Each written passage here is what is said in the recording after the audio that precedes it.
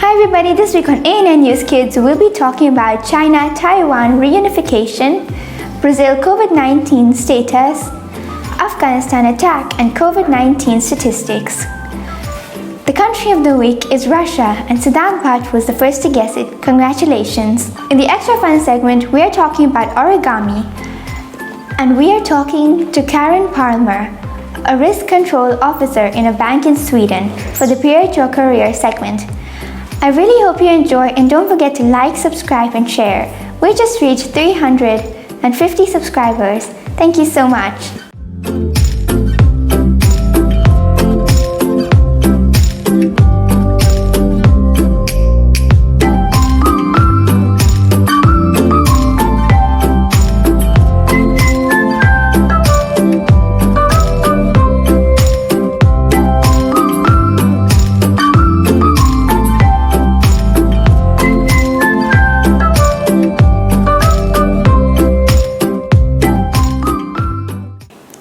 President Xi Jinping of China said that reunification must be fulfilled between China and Taiwan as the tensions between the two countries rise. He said that it should be peaceful, and Taiwan replied by saying that the relationship of the two countries depends on the people. Taiwan's defense minister said that the relationship between the two countries has not been this tense in 40 years. President Xi Jinping said that a one country, two systems policy like the one in Hong Kong would be better for China and Taiwan.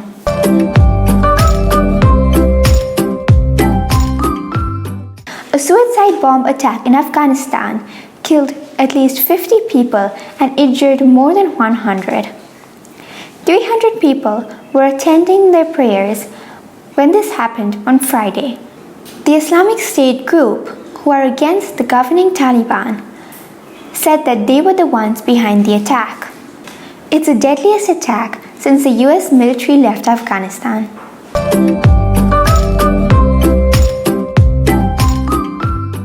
On Friday, Brazil passed 600,000 COVID-19 deaths. It's a country with the second most COVID-19 deaths after USA, which has 732 COVID-19 deaths. Luckily, vaccines are available there, and 70% of the population has been vaccinated with the first dose.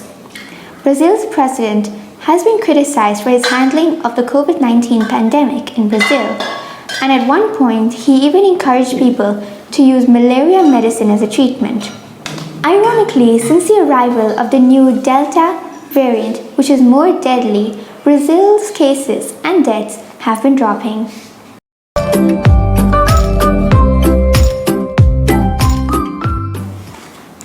Coronavirus cases worldwide are still decreasing. The total cases worldwide are about 239 million.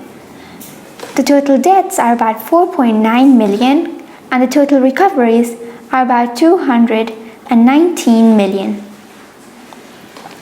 The top 5 countries with the most coronavirus cases are USA, India, Brazil, UK, and Russia. And the top 5 countries with the most coronavirus deaths are USA, Brazil, India, Mexico, and Russia. Thank you.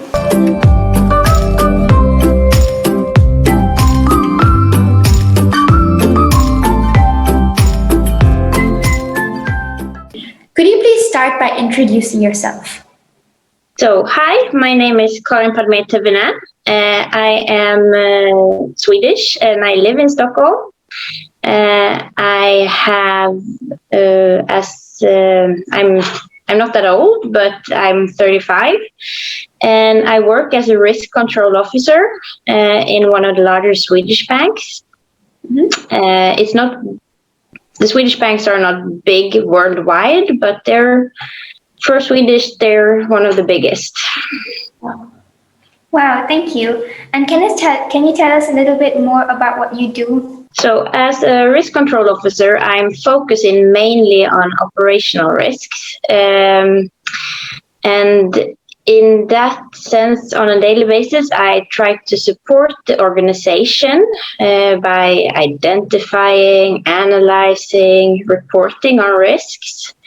We have there's built up like a first, second, and third line of defense for risks in Sweden, and I'm in second line, so I am not actually handling any risks. I'm just supporting those handling it. So it's a lot of advisory and a lot of support. Okay. And what brought you into this sector? Okay, that's a bit of a long story, which I guess most people have. So before I started the university, I took actually 2 years of leave to do what I wanted. And to be able to do what I wanted, which was traveling, I started to work in a bank office with like a bank clerk. So helping people to withdraw and money and pay their bills and so on. And then I went traveling. And after when I decided to study, I studied statistics and economics.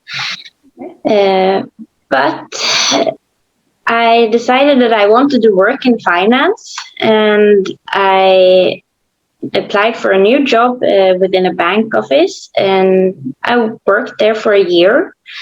And then I got hired for marketing counterparty risks, which is where you kind of look at how the Euroclear and the Nasdaq, all the equities are moving in the world, how the currencies are changing, and you kind of calculate what risk you're exposing the bank to very quantitatively, so very much numbers, which suits my university studies.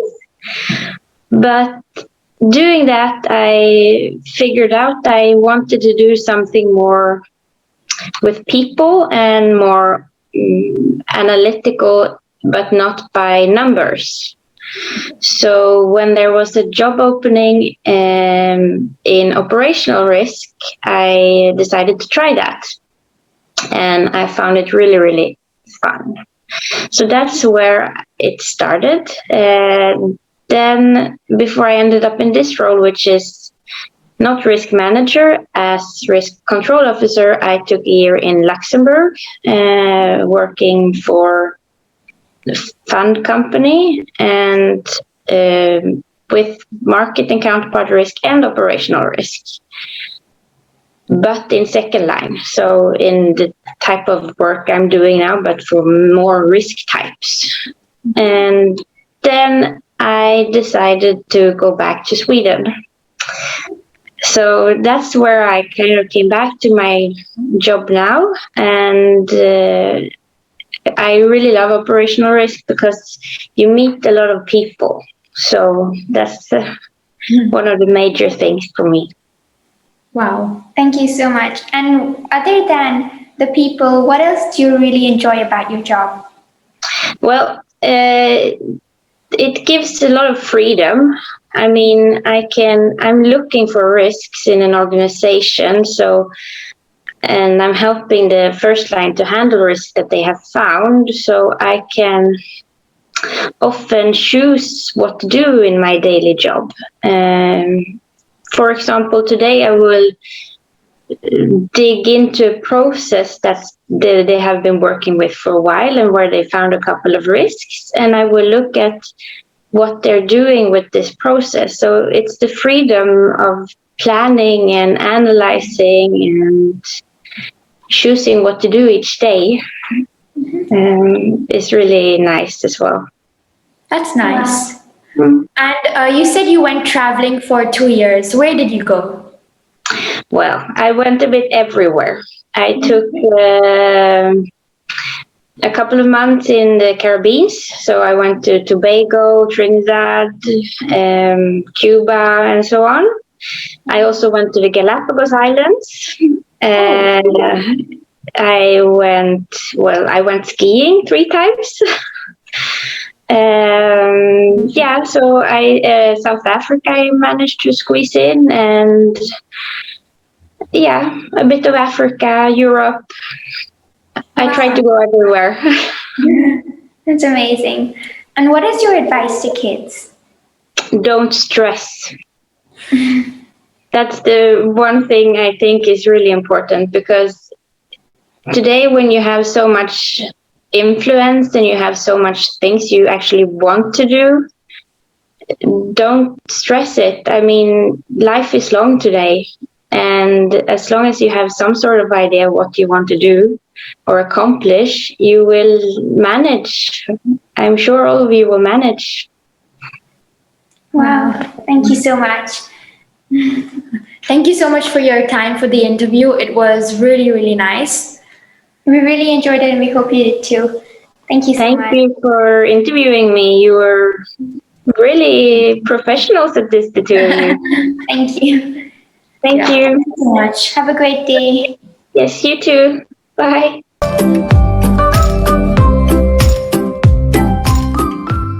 La Russie est un pays d'Europe et d'Asie. C'est le plus grand pays du monde et sa capitale est Moscou. Sa population est de 144 millions d'habitants. C'est connu pour Yuri Gagarin, un cosmonaute qui était le premier humain dans l'espace. Les radiations de lac Karachi peuvent vous tuer en 1 heure. C'était un dépotoir de déchets pendant les années. Le célèbre chemin de fer transsibérien est le plus long et plus célèbre chemin du monde. La poupée de Mariachka sont des poupées avec plein de couleurs et c'est peut-être le plus connu symbole de Russie. Le lac Baïkal dans la Russie est le plus ancien et le plus profond lac du monde. Dans le musée de l'Ermitage, il compte 70 chats pour garder le musée. Les chats ont des badges et des salaires aussi, et ils vivent dans le sous-sol de la musée. Merci.